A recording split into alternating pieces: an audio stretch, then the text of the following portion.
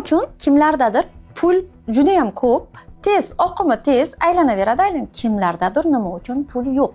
Nega kimlardir affirmatsiya qiladi yoki bo'lmasa meditatsiyalar qiladi, keladi-yu, kimlardir meditatsiyalar, affirmatsiyalar qilsa kelmaydi. Pul bu nima? Psixologik tomondan oladigan bo'lsak, biz bolaligimizda har bir narsaga tasavvur bilan his berganmiz. Ya'ni issiq suv, ota-onangiz bu issiq qo'lingni tekkizma, bu issiq qo'lingni tekkizma degan, lekin siz qo'lingizni ushab tegmagunizcha buni issiqligini bilmagansiz. Tana his qilib ko'rdi, bu hayotim uchun xavfli ekan deb yozib oldi va buni miyasiga issiq suv xavfli deb yozib oldi. U issiq suv nimaligini bilmaydi. Issiq suv xavfli ekanligini biladi miya. Ana endi pulga keladigan bo'lsak, birinchi marta siz xohlagan narsa bor, morojeniy yegiz kelgan yoki bo'lmasa nimandir olgiz kelganda ota-onangiz yo'q, pul yo'q deydi.